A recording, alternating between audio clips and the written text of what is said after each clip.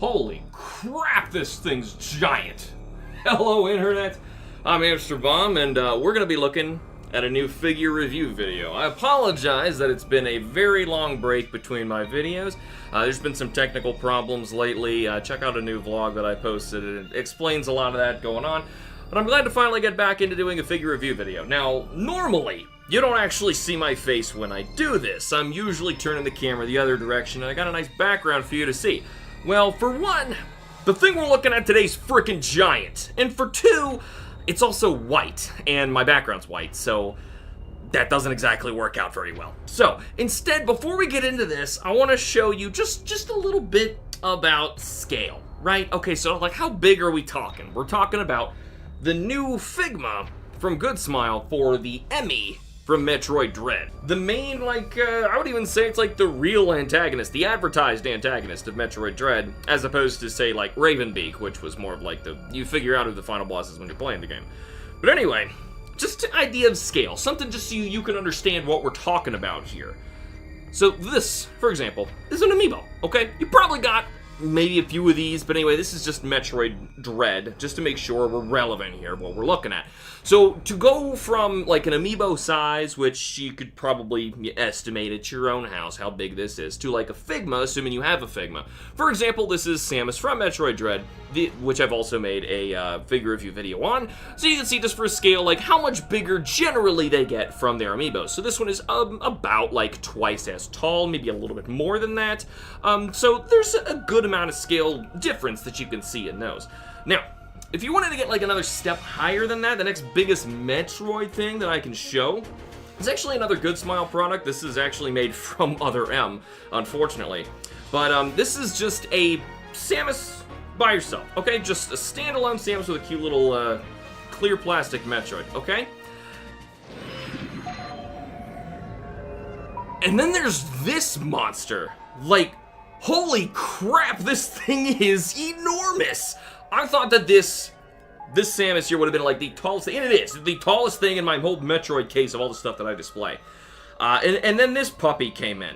Before we even get looking at that thing, I'm gonna say, like, just right now, I could obviously make this much taller if I wanted to. The arms actually do extend even farther. All of the little pieces and stuff do work. And it's interesting because this, though it's called a Figma, this doesn't move like Figmas. So, like, our knowledge, even if you have, like, the Samus that is a Figma, okay? Let's just get these out of the way for a moment, okay? This is a Figma. Most Figmas, for one, they look like a human body proportion for everything, and they've got the similar kind of joints in shoulders, hips, waist, neck, all that kind of stuff. Removable faceplates and all that kind of thing. That just doesn't equate here to this beast of a figure, okay? So this fully posable monstrosity is going to take a bit for us to go through, and honestly, since each piece is so different than what we would expect, we're going to spend a little bit more time understanding, like, how it works, all the little accessories and things that it comes with.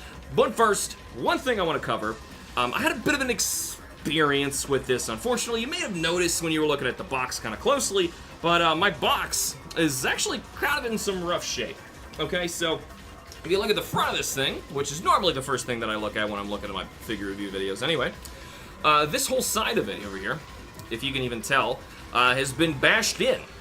And I did my best to, like, take the guts out of this, flatten it with some heavy books, try to press it back down, because I want to display the boxes. These boxes, normally, I mean, I start with these so that you can see them, not for scale, which is what we're doing today, but just to see, like, how nice, like, their display pieces are for the box. There's a reason that a lot of collectors don't even open their products and they just leave it in the box and display it as is, because these things look really nice.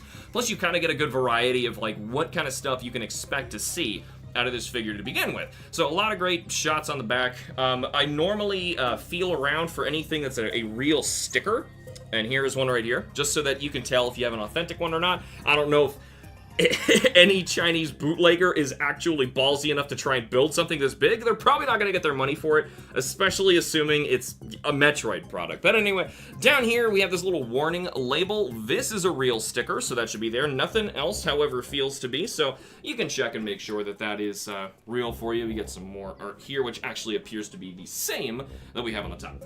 So How did this come to be smashed like this? Well, you know what? That's partially another reason why we're waiting so long for me to actually review this. I'm not too picky about these kind of things. I mean, I do just, like I just said, I have a whole display case over to my right here where I filmed the background of the Playing With Myself episodes that is just stuffed full of Metroid stuff, and I would have loved to put that in there as well.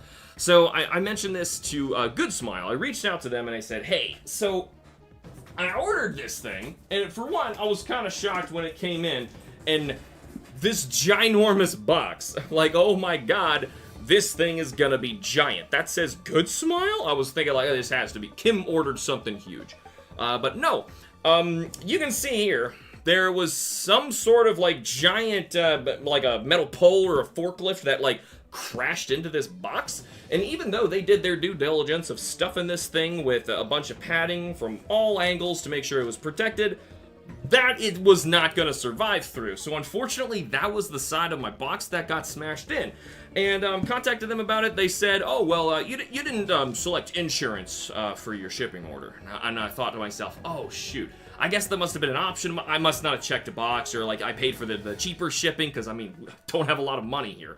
And it's like, okay, I'm just going to have to settle with that, because if you're not familiar, Good Smile products are pre-order only. So if you miss out on the pre-order, you now have to buy one on the secondhand market, and it's only going to cost more than that. Now, this thing was almost $200. I was saving up for a long time when they announced this to make sure that I could buy it when it came out.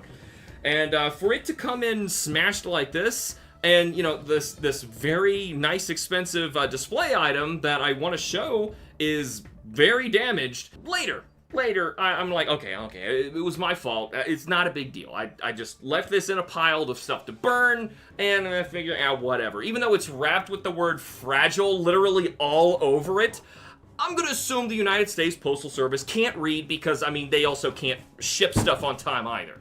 So, next thing that pops up I want to order on their website, they have a Pikmin Bulborb, and it's adorable. It's a Nendoroid. Expect to see that soon, whenever that actually ships. And by soon for Good Smile, I mean like in a year. But anyway, I'm paying close attention this time when I'm ordering, and I realize there is no option for insurance on here. I'm like, hold on.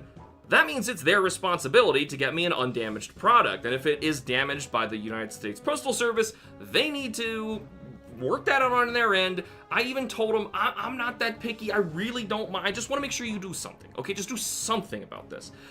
They tell me nothing. And then later, I get a letter in the mail. I actually have it in that box to burn with it, from the United States Postal Service, telling me that I have to bring it into the post office in order to get inspected, to make sure that it was damaged. I'm like, okay, fine. Good Smile told me nothing about this, so I figure I've got to do it now, because the date written on the letter said I had to do it within 20 days, but it was mailed like 30 days prior, so the date was already violated. So that next day, I take it out to my post office, I wait in line. I have to bring my daughter with me, and she's not enjoying waiting in line at a post office. And we get up to the front. I'm sorry, we will get to the figure. I'm sorry. This is just... I gotta tell you this story because it affects the entire freaking experience. This is one little ding. I get to the front, they say, oh, you're at the wrong post office. I'm like, oh my god. So then I have to drive all the way to another one that they direct me to, wait in a long line again, get to the front. This whole exchange, after them, like, I give them the whole thing, it takes like 30 minutes. I'm not kidding. Them going back and forth and back and forth. Like, they have no idea what's going on. The guy in the back realizes what was inside of this box, and then I'm explaining to him, like, okay, this was at home, okay? This is what I brought. I'm telling him, like, this is the damaged item. I'm bringing it to you. You guys can figure out what to do.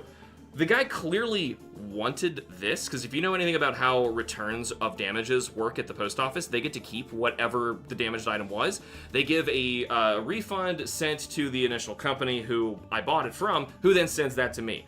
I tell them, I don't think you understand, this was a pre-order item, okay? So if you give me a refund for it, I am now out however much extra money I now have to buy another one that I'm finding on the secondhand market, because you can't just go to the shop again and buy another one. It doesn't work like that. The orders are closed. It's gone.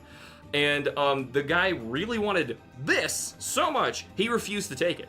So I guess we're going to be looking at a figure today that is so cool, even the post office will not accept what it was obviously, and they admitted it. They said, no, we absolutely did smash that box up. Though you can't prove that it wasn't smashed up before you before you opened it. I'm like, okay.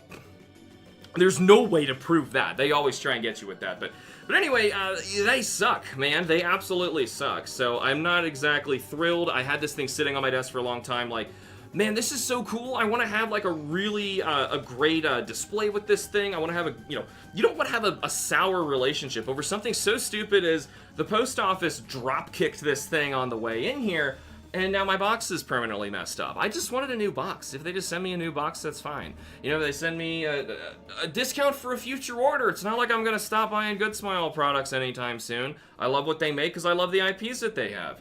So, yeah, that didn't go over so hot. They didn't care, and now we can get into taking a look at this monstrosity of a figure. But first, let's look at all the accessory stuff, because typically, this is the way that I do it, in the order that I do it.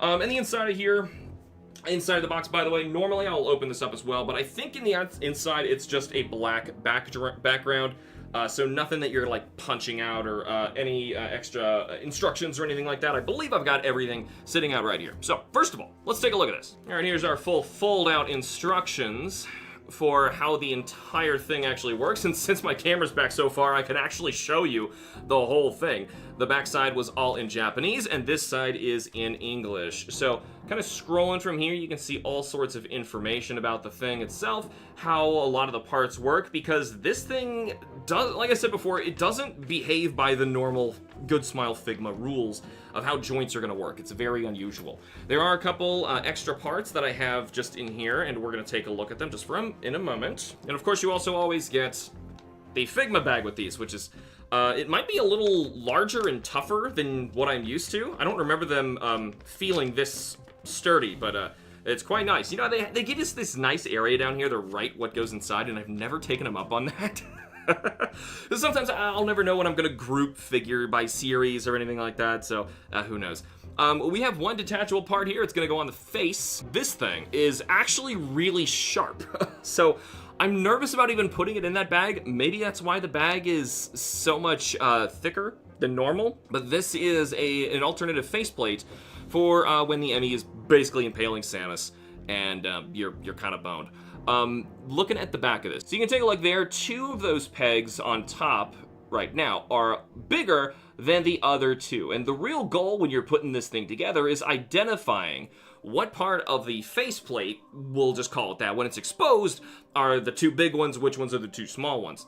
Now, another thing about this that's also kind of difficult, once I set this one aside, is we have two additional little plates that if you recognize them, they go on the sides. Like, okay, so this, they really don't pose in the way you would expect. So it's not like it's going to flap open like that. Too many joints, too small. They didn't want to do it. So instead, this is just an alternate part showing those two little flaps closed. These go on the sides of the main one that I have on right now. Now, granted, you can pop this off. There we go. From here, so you can see now that we're a little closer with the faceplate off, there are 2 points here that make the face kind of asymmetrical, right? Now, ordinarily, if you're seeing the normal advertised EMMI like on the front of the box or in a game's advertising, you're going to be using those other 2 little plates right here to pop off and replace these. So these do come off and you can put these on instead. If for some reason you want to display it like this with the faceplate removed, for lack of a better word, I, however, put that on immediately because in the game itself, EMMIs don't walk around like this. There is a destroyed one in the very beginning, but it's a destroyed one. It doesn't look this clean. So this particular EMMI with its faceplate off is only actually in the game for all of maybe like 10 seconds.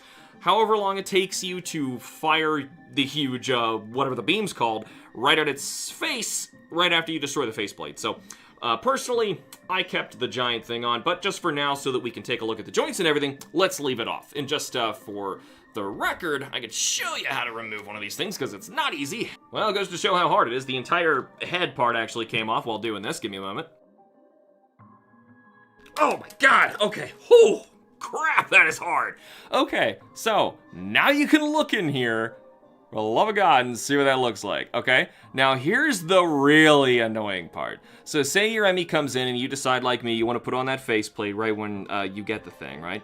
You're going to have to identify from this bottom, which once again, we have those same 4 pegs, which ones of these two faceplates on, or what do we want to call these things? These little flaps? Okay, which one of these flaps is going to actually come off, okay? Because the two that are perpendicular to this, those are glued in, okay? They aren't coming off. So you saw how hard it was for me to get the one out of here that was actually supposed to be in there. It's even harder to get the other one, okay? So that's an absolute pain in the neck. Not a fan of that part. And I'm scared I'm gonna chip the paint doing this. This is really, really tight. I would recommend, if you're trying to get any figure pieces apart that are this snug, to instead, oh, there we go. Instead, use a hair dryer. Don't set it to the highest temperature possible, but at least set it to like warm, and try to hold it on there for a good while, get some steady heat going on it. You don't want to melt the plastic, but at least you'll soften it up if you get it a little warm, and then you can kind of jiggle and move these a little bit easier. So that's what the face is going to look like normally. And then we can attach these other flat ones just for the sake of showing you how to do it. Bam, and that's easy. Putting them on, piece of cake. Taking them off, that is kind of a nightmare. Ideally, in a perfect world, I mean, considering this thing was $200, I kind of wish there was like a little watch battery LED inside of its eye. That would have really made it pop, but unfortunately, that's not the case. It's okay. I wasn't honestly expecting them to do something like that, but you know, you could still dream. Now, when putting the head back on, you can see here in the neck, that is where you're going to see those two larger holes and the two smaller ones. So the two smaller ones are going to go on the far side here, and the larger ones are closer to me. And that shows, pop, a perfect way to just attach that bad boy. You also saw in that hole when I had it exposed, there is a ball joint in there. That's what's causing this movement. So that's quite freeing, I'd say, considering how limited this is. I mean, how are you supposed to make that move? So they just used a bunch of different pieces. Honestly, the closest I've seen to anything like that is with the Revoltech Monster Hunter stuff. I don't even think they use the name Revoltech anymore. I haven't bought a Monster Hunter one in an extremely long time, but that shows what I know. Anyway, this main piece on the back, this does not move at all. It's just these two different ball joints. This one is covering up this here, and it feels like it's actually an additional ball joint, because we already know there is one in there that kind of locks this in. Underneath it, there is a real ball joint, and then under that one is another one. So that's about all the movement you can get out of it. You can try to make them turn, but that's about as far as you can get from side to side. Up and down is really where you're going to get a little bit more, but not much more. That's truly it. So in the game, when you see EMMI do a complete like flip over its back, and its back becomes its belly, and it starts crawling upside down, what would be for us, but it doesn't really matter because it's a robot. The EMMI here cannot do that. It's not possible. So instead, you're just kind of have to always make this the back and determine, okay, where would it actually be facing? So if you wanted it upside down, you're really just going to do that and figure out how you're going to want the thing to be crawling on the ceiling or whatever, because you can do that. It has a very nice stand. And, you know, before we get into that, reminds me, I forgot to show you the stand, because the stand is actually different than any other Figma I've ever seen. It's got this nice X-shaped design to help it for balancing. That way it's much harder for it to tip over. There are real metal screws inside of here. You can see them, and I believe you can tighten and loosen them however you see fit, if you want this to be even sturdier or a little bit of loose, so that you can move it around better. But there is another joint in here. Also, it's got this nice cross beam support going in here to make sure that it's not going to fall going all the way up to the top. This is an extra piece here popped on. Comes right off. There you go. So that's very similar to other Good Smile stands as well, except it's like triple, I'd say triple the size of a normal one that I would ever see from them.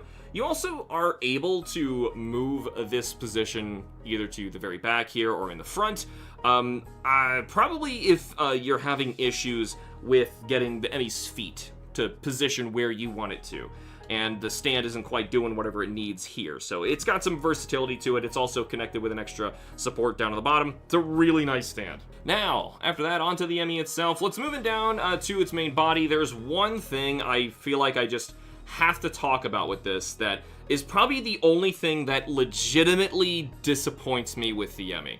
Okay, so if I took this thing out of the way for a moment and say, for example, pulled this up instead, okay? So now we're looking at just the amiibo of the EMMI. If you think of an EMMI in Metroid Dread, would you expect it to have a glossy metal finish for its paint or a flat matte finish for its paint? If you've played the game, they're very reflective and shiny, so the gloss would make sense. And you can see here on the amiibo, they used a white gloss and it looks great.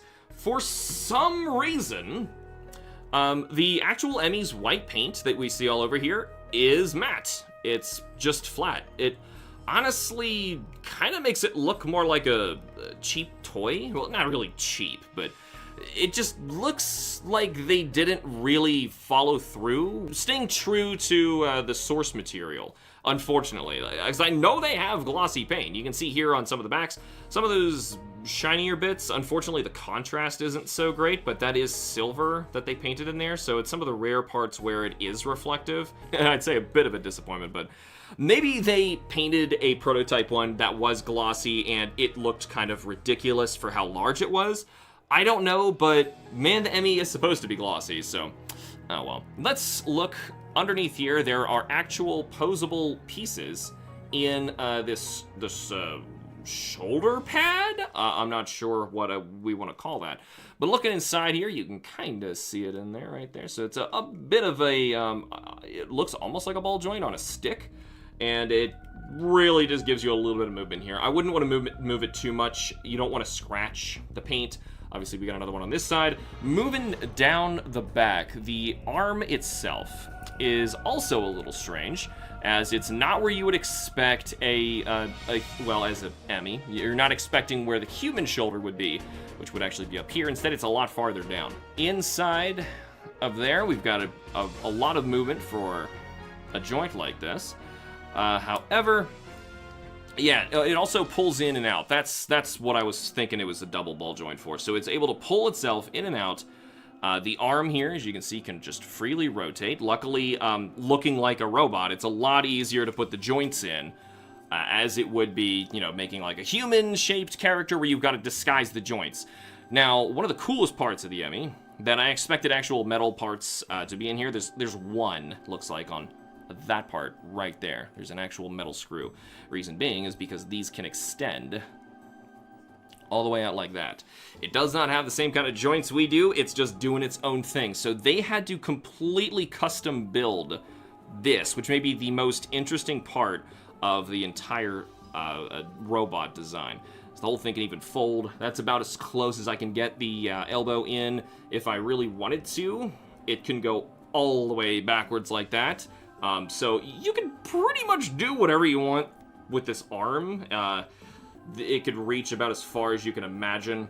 And then when you finally get down to the fingers, each of these are on their own tiny little ball joint. So there is no movement whatsoever in the fingers themselves. They don't extend. You can't like pinch the digits in or anything. This is all you get. However, you get a lot of movement, as you can see in here in these things. They can swivel completely in any direction. They're just free open ball joints, and they seem to have grabbed pretty well on the stick end of the ball joint that sticks out, so that when I rotate it like this, it will still be able to move in the direction that I wanted, and it's not going to throw off the whole thing where you got to keep fidgeting with it constantly to get it to move back into where it was. I'm just noticing right now there is another metal screw here in the back of the arm, so well, if that's the back of this arm, that would make sense. It's the back of that one. There we go. So yeah, there are also some hidden metal screws to make sure that it can hold itself together. The waist, you might have been looking at. How on earth does that work? And honestly, I'm not entirely sure. I'm going to tell you that the parts in here are kind of soft.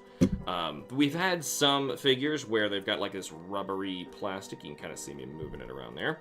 Unfortunately, you can't really make them stand straight up without it looking a little weird. You can try and stuff the rubber in there, but it's just not going to work. I've tried, but this is... Ooh, ooh, ooh! I think I'm getting lucky there. I've never gotten that one to go in any farther, but it's actually moving a little bit better there. Okay, that doesn't look so bad.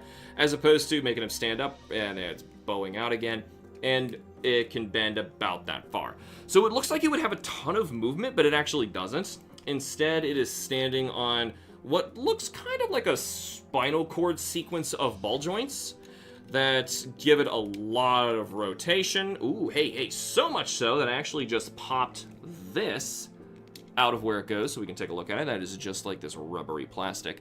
And then inside there, if you've got a good shot, you can see there's just a little hole that it, snugly sits back into. So each of those are just kind of sitting in their own little home, and that's why they don't seem to keep going deeper in there as they probably should. Now, from here, you can turn his waist or any of these, call them vertebrae. However, you don't really want to go too far, but it can, and it looks pretty good, you know, for it being so large and having rubber parts here and a heavy structural part in the center for support. Down by the hips, we have two enormous ball joints, and you could definitely see these. And luckily, as once again, it's a robot, you can see and it won't matter. If I'm gonna move this out of the way, this is a very important joint, and that is why they put metal screws in the backs of these joints to hold them together. Make sure that it's strong enough to hold itself up even without its stand. It honestly doesn't really need the stand if you pose it properly, even when standing on 2 feet. Yep, it is that capable of holding itself up. And unfortunately, the kind of like crazy movement that we got out of the arms, we don't really have as much in the legs, though that's probably to make sure that it can hold itself up. Taking a look in here really quick, yep, there are 2 more metal screws supported in the legs. In this point right here, this is probably the more interesting. You can actually see it's like a piston that actually clicks and moves with the bending of the knee, let's call it. And this part right here is actually just swiveling on that screw right there, probably in a rubber spoke, to make sure that you can, chicken leg that as much as you want versus standing as high as you want. That's about as far as I can get that to go. Then if you go all the way down to the foot, this does rotate a bit. You can see this is, I'm not sure how to describe it, a ball joint with like a trench in it so that it itself can move forward and backward. These are probably the kind of joints that we have inside of Figma's as of now, but I didn't notice them, so it's really, because they cover them up, you don't really see it. I'm seeing what looks like damage on mine right here by the edge of the foot. Can't quite identify what that is, but this tiny little piece right there is kind of sticking out. I could scratch myself on it. In fact, I think I did a little bit. The other foot is also sticking out like that right there. I'm not sure what that's about. So maybe that's just not built the best at that particular point. I can hear that this is rolling inside there, so it really is just a loose piece of plastic, so be careful with that. The toes do not have any of that same movement that we saw with the fingers. Instead, these just need to be flat. I don't think you can move them at all, honestly. It might just be a single piece of plastic that probably wasn't glued, but like clicked inside, and they will just stay perpetually open. So that's the only thing that's going to make them kind of difficult to pose. You do have a metal screw holding that part of the foot in, but the foot really needs to be flat. This thing is way too heavy for them to allow you to pose the toes on top of everything else and expect it to stand, even with its plastic stand. Here, I'll get these two together for their class portrait. So yeah, I guess in closing, this thing is really cool and interesting. They had to probably build the entire thing from scratch, just like figure out how are all of these joints going to work, how are we going to build such a unique model slash figure so that it is still true to what it can pull off in the video game, which is a lot. You know, what you see the EMMIs do in Metroid Dread, they're so unsettling because they are so unhuman, and they can, like, you know, flip over, they're crawling quickly on the ceiling, their back, like I said, becomes their belly, they'll flip their head over, all sorts of crazy stuff that they could pull off. Now, as we mentioned, it can't do all of those things, but any moment, if you, like, paused whatever an EMMI was doing, for the most part, you can make it do those things that it did in the game, and, like, actually set something cool up. With his little pal here, Samus. So, really glad that we were able to even get something like this. Metroid generally doesn't get this kind of love, especially for physical paraphernalia. So I'm really excited about that. Also excited to see Pikmin as well. Pikmin is usually not something that gets that kind of stuff. So the next one we'll talk about maybe Pikmin. I also know they're making another Xenoblade Chronicles 3 for, what's her name, Uni? Kind of weirded out they didn't choose Noah, but I know Japan just loves themselves some boobies. So I guess all the women are getting figures before we get any of the, you know, main characters. So, anyway, I mean, I'm not complaining. Xeno hasn't really gotten much of anything outside of, like, a Cosmos, and I think that was it. So, anyway, that is it for the Metroid Dread EMMI figure. Let me know what you think of this thing down in the comments below. It's so unorthodox and weird. I'm also not sure where I'm gonna, like, try to position this thing and how I'm gonna set it up and display it and change things on it, because the possibilities on it are endless, because it's so big. I think it takes over the space of where you put it, and you have to make that space look like an EMMI zone, you know, and, like, how are you gonna make, like, a whole dynamic scene, because it's so big it demands a scene. But anyway, thank you guys so much for watching. Remember to like the videos and subscribe for more. I will see you guys in the next video. Alright, now you two need to cooperate. Now you're going back home, okay?